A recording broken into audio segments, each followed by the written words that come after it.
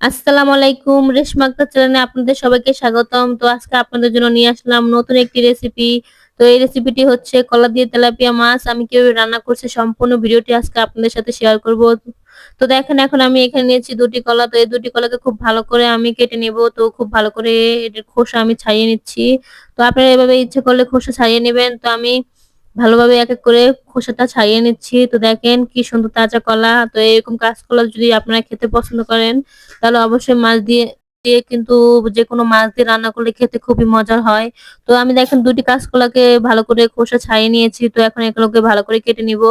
তো ওই কাঁচকলা দিয়ে যেকোনো মাছ দিয়ে রান্না করলে যে এত মজার হয় আপনি বলতে গেলে আপনি এত ভাত খেতে পারবেন যে কাঁচকলার তরকারি যে কতটা মজা হয়। যদি একবার খেয়ে দেখেন অবশ্যই বারবার রান্না করতে চাইবেন।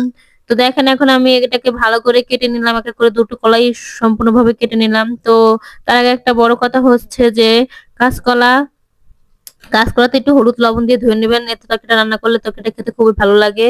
তো আমি সেই টিপসটা দেখাইনি আপনাদের, তো বলে দিলাম। তো দেখেন আমি এখানে তেলাপিয়া মাছ নিয়েছি। তো আমি সাইজ মতো করে তেলাপিয়া মাছগুলো কেটে নিয়েছিলাম। তো এখন আমি এর সাথে হলুদ লবণ দিয়ে মাখিয়ে রাখছি। তো এখন এক কড়াইটা বসিয়ে তেলটা গরম করে মাছগুলো দিয়ে দিচ্ছি এক, এক করে।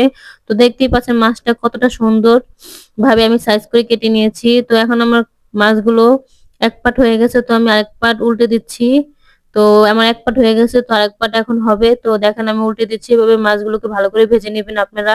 তো দেখেন এভাবে ভালো করে মাছগুলোকে ভেজে নিলে তরকারির সাথে মাছটা খেতে খুবই ভালো লাগে। তরকারির স্বাদটা বেড়ে যায়। তো ভাজার পরে এভাবে তরকারি দিয়ে যদি মাছটা রান্না করেন অবশ্যই খুব মজা লাগবে খেতে। তো কাঁচকলা তরকারি কিন্তু আমার অনেক ফেভারিট। তো অনেকেরও আছে অনেকটা ফেভারিট।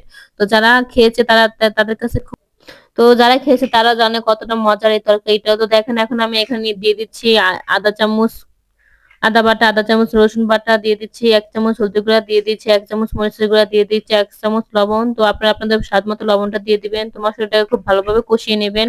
তো খুব ভালো করে কষিয়ে এর সাথে একটু পানি মিশিয়ে দিবেন যাতে আরো ভালো করে কষানো যায়। যত ভালো করে কষাবেন কলা তরকারিটা খেতে কিন্তু ততটাই মজার হবে।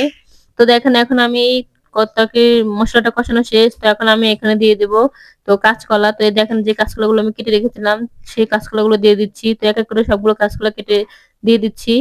তো দেখেন এখন কাঁচকলার সাথে আমি দিয়ে দিচ্ছি টমেটো। তো টমেটোটা দিলে কিন্তু অনেকটা খেতে ভালো লাগে। তো দেখেন এখন আমি এগুলোকে খুব ভালোভাবে কষিয়ে নিচ্ছি। তো আপনারা খুব ভালোভাবে কষিয়ে নিবেন। তো যত কষাবেন তত তরকারিটা খেতে ভালো লাগবে। তো আমার কষানো তরকারিটা দেখেন আমি ঢাকনা দিয়ে ঢেকে দিচ্ছি। তো এখন আমার তরকারিটা কষানো হয়ে গেছে।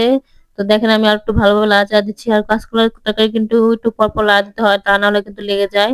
তো দেখেন এখন আমি এর সাথে ১ কাপ পানি দিলাম। আপনারা আপনাদের স্বাদ মতো ঝোলের পরিমাণটা দিয়ে দিবেন। তো দেখেন এখন আমি এখানে দিয়ে দিচ্ছি মাছ। তো আমার রান্নাটা প্রায় কমপ্লিট হয়ে গেছে। আর আমার ভিডিওটা যদি আপনাদের ভালো লেগে থাকে তাহলে অবশ্যই আমার চ্যানেলটি একটি লাইক দিবেন। আমার চ্যানেলটি সাবস্ক্রাইব করবেন। সবাই ভালো থাকবেন।